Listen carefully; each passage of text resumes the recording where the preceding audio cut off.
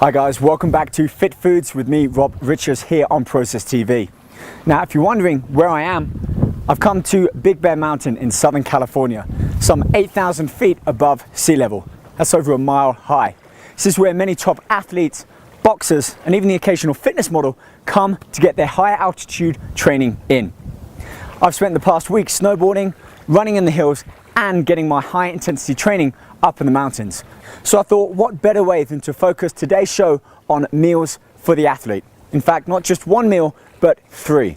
This is pre, during, and post-workout nutrition, all designed to maximally fuel the athlete for optimum performance. And thanks to our friends at Big Bear Cabin, we've been hooked up with the ideal kitchen to bring this show to you. Follow me inside.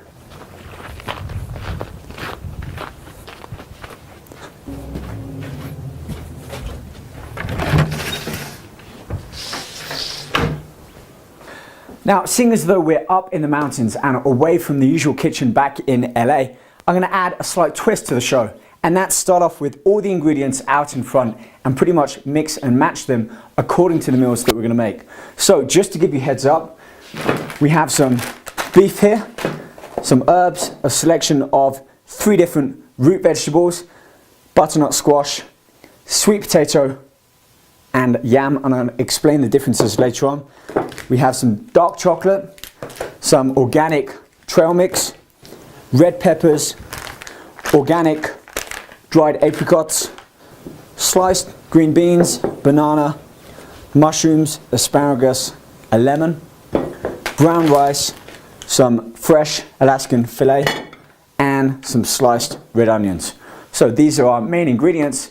So let's get started. The first recipe is quite a basic one, but contains all of the key essential nutrients that we need to fuel our bodies for whatever event that might be, whether you're up here in the mountains or down below performing in strength or endurance or power. This will help fuel your body with the energy that it needs. And this is going to include our beef sirloin. These are thinly sliced tips there. We're going to add some herbs to that.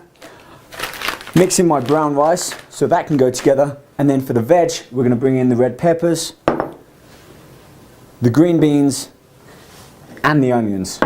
So these are the ingredients we need for the first recipe. Let's get started. Let's get the brown rice into the pan so this can get cooking. Now, I've already had some water heating on the pan, so I'm just going to turn that back on. That's already near boiling point. And I'm going to make enough for about 4 days, basically 4 meals, because if you think about it, most athletes will train for 2 days, take a day off, and then back for 2 days, taking 1 or both days on the weekend off.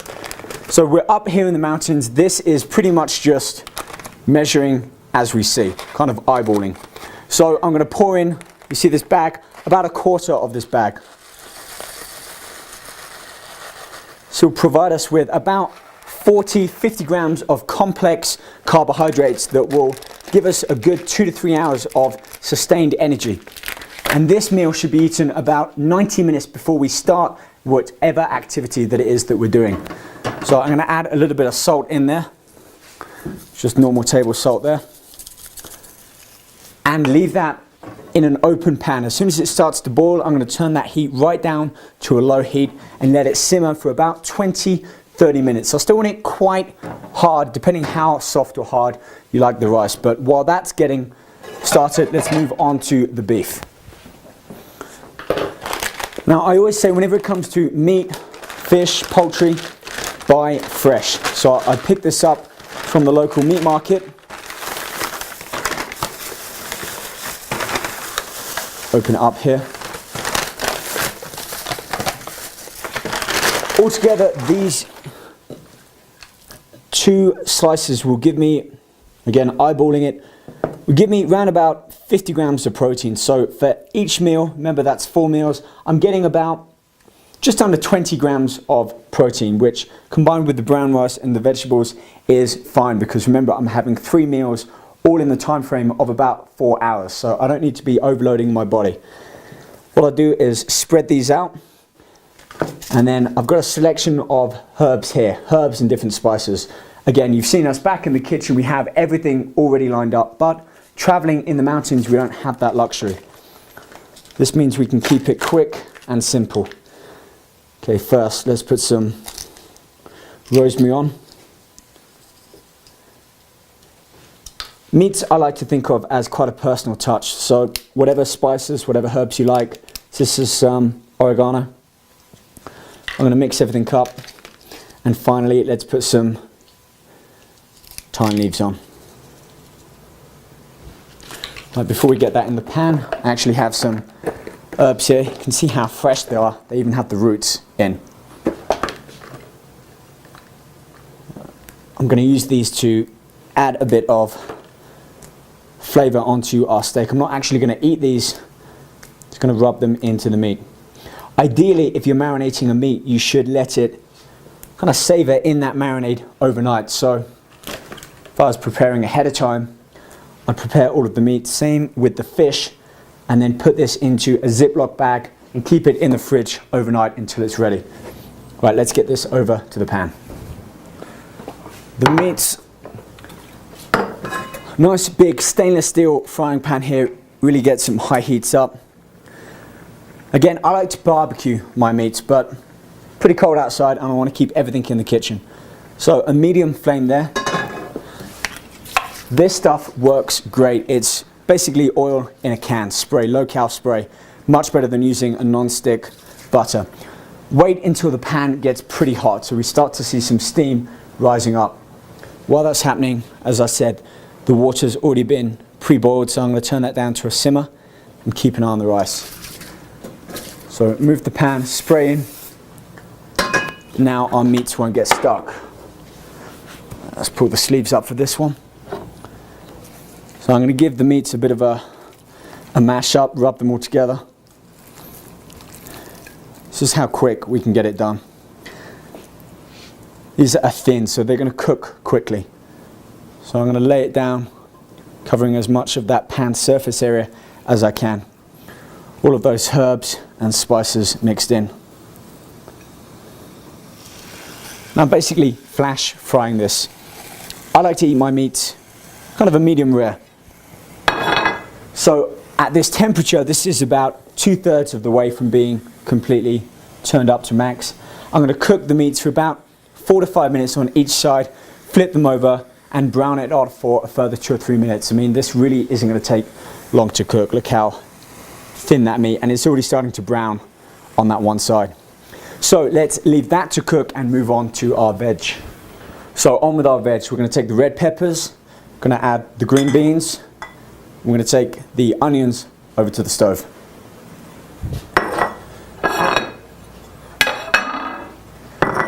So 2 of these are going in the pan and 1 is going in our pot here. So again, I've had some water preheated. I'm going to turn that back on. Same with our large frying pan here. So I'm going to take the green beans and add them into the water here. We're basically going to parboil them and steam them at the same time. So again, depending how firm you like your beans, I like them quite firm so that I can bite into them. Plus it maintains a lot of that nutritional value in the veg. So the pan goes on there. We're going to leave that for about 7 minutes. Add a couple more sprays into our pan here. And then start to caramelize the onions. So I'm going to lay these out, breaking apart the rings. These will caramelize on their own. The natural sugars in the onions will start to come out. This requires a low heat, but it takes pretty much as long as the rice to cook. And I want these to go soft, so I'm going to place them on top, and they're going to get cooked slowly from that heat coming up from the pan. Meat's been cooking for about 3 minutes now, and you can see that blood starting to come up. So I want to keep all of that flavor in the meat. I'm just going to turn it over. Now, one thing you must never do when cooking meat is to push down on it. It pushes all of the juices out and you lose that lovely tenderness that you get with the meat. All the spices and herbs are coming off from that. You know, while that's browning off, I'm just going to add a tiny bit of seasoning. This is about 1/4 teaspoon. And about the same for some black pepper, just to enhance the flavor, the natural flavor that we get from this beef. Okay,